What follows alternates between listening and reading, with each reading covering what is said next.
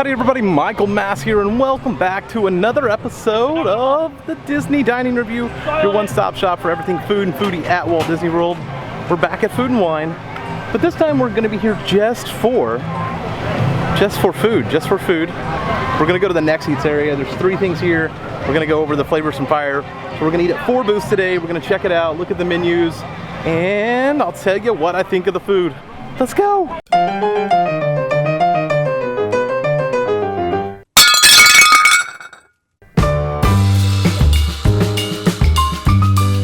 Right? The monorail is going backwards. Yes, it's going that way instead of the way it normally goes. Let's start off here at the Active Eats booth. But first, tell me this.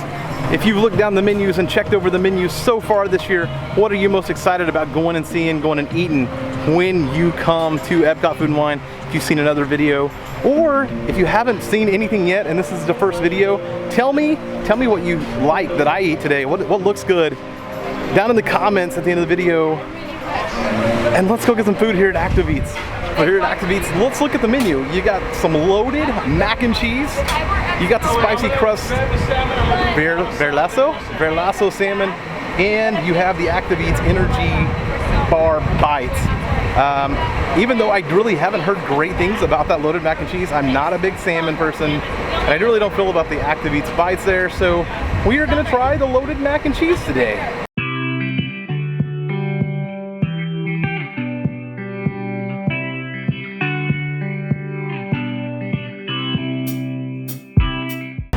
So, I got the mac and cheese, and it was tasty. I enjoyed.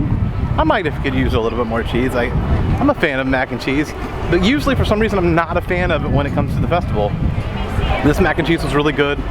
Good combination of the bacon, the green onions, the crumbs, all of that stuff. Really good. I enjoyed it. I definitely would recommend the cheese, the mac and cheese over at the Active Eats. Now let's go over here to Coastal Eats and check out what they have. Next up, let's look at the Coastal Eats menu. We have the jumbo lump crab cake. We also have the baked shrimp scampi dip and the seared scallops. All of those look good, but I think I have to go with the crab cake here. So there's been a slight hang up at the Coastal Eats booth, so we're gonna move on over to the Earth Eats. Apparently they've moved the machines inside because the sky has got gray and it looks like it's about to storm. So we're gonna move over here to the Earth Eats. Let's look at that menu, and I'm gonna tell you, I'm probably gonna grab a burger. Earth Eats, well, they basically have two things to eat. It's a burger or a burger slider, which I'm guessing are both burgers. So you have the Steakhouse blended burger and the Impossible burger slider. I'm not a big wasabi person, so I'm definitely sticking with the Steakhouse blended burger. So I told you, there's only two options there. Ended up with the blended burger. It's the only thing I didn't look appetizing to me, but I guess it's a chip. There's just a chip in here that's a blue cheese chip, so I'm not too scared of it now. But like I said, there's cheese, there's burger, there's arugula.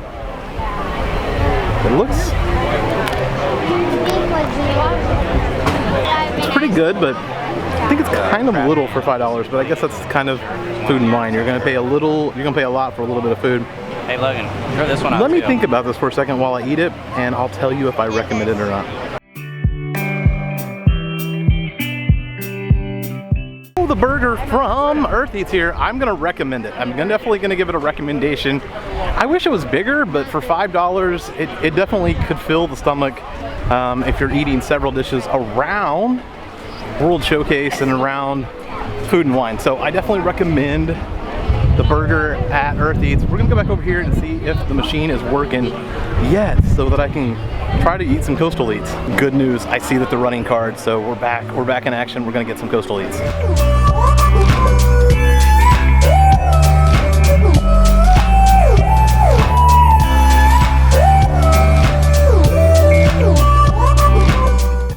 So as we discussed earlier, they have the baked shrimp scampi dip. They also have the scallops. And then they have this is the crab cake. So we're gonna take a look at the crab cake. We're gonna try out the crab cake. $5.25 for a crab cake. That actually seems like a bargain, because it seems like a lot of times I go to a place and pay $8 just for about the same. So let's see how it tastes.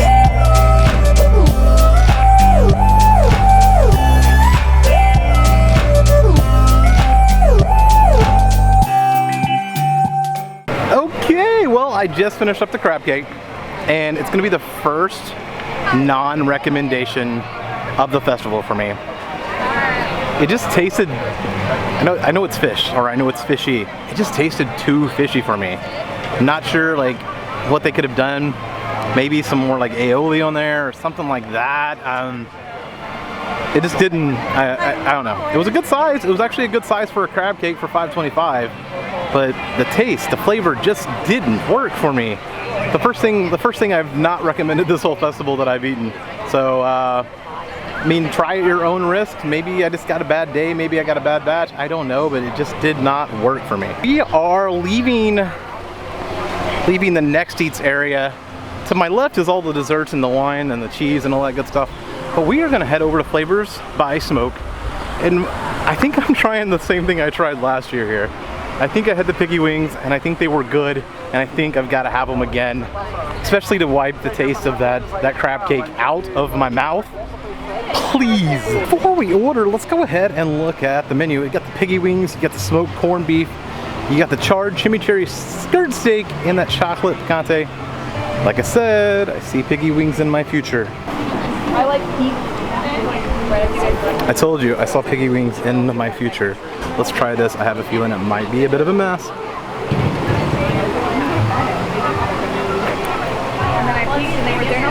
Almost a mess. Almost a mess.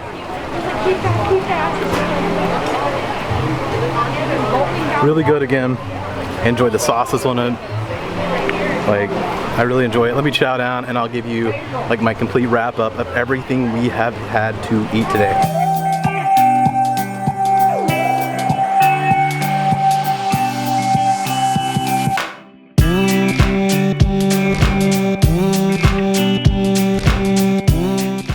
Wow, the piggy wings. Wow, the piggy wings.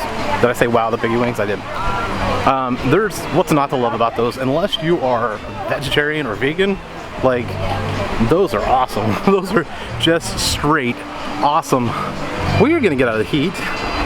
It's been threatening to rain for a while, but it never has.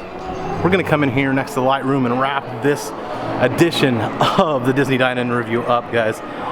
What have I had and what did I think? The mac and cheese, I was surprised. I did not think it was gonna be as good as it was. And I definitely was pleasantly surprised. I would recommend it. The burger, I would also recommend it. I wish it was bigger, but I mean, you're gonna eat a lot today. You're gonna eat a lot the day you go to Food and Wine. So I guess the burger was appropriate size. It had good flavor in the meat. Nothing else to it really, but the meat was really, really good. Surprisingly good. Skip the crab cake. Let's just skip the crab cake altogether. It was too fishy tasting for me and not something that I'm going to do again. You couldn't pay me or you couldn't buy it for me and I wouldn't do it again. Last but not least, the piggy wings. I don't know if I did this last year, but I want to say right now that is currently the best thing I've had at the festival this year was those piggy wings. It's the second year back. They're so tasty. The Korean barbecue sauce with the sesame and the smoked pork. Oh my gosh. I like literally love those wings. I'm debating going back and getting another round right now. I don't need to though. I just had 4 dishes and I'm definitely full. Definitely have had enough to eat. So that's my opinions on everything. I definitely recommend the piggy wings. I recommend the burger and I recommend the mac and cheese. But like I said, I've heard other people say bad things about the mac. So it might just be the time and the place really. Last but not least, the crab cakes. Forget about them. They're not worth it. I have had the scallops from there before, but there didn't seem to be enough scallops. So if you think there's enough scallops for what you're paying, I would recommend the scallops because I have had them maybe from the festival, maybe not from that booth, but from the festival in the past. So definitely check all that out, guys. I hope you've enjoyed this week's edition of the Disney Dine Review. If you're new here to the channel, make sure to hit that subscribe button. And if you liked, heck, if you loved, heck, if you just start kind of like meh about it, go ahead, smash that like button. Smash it. Smash that like button.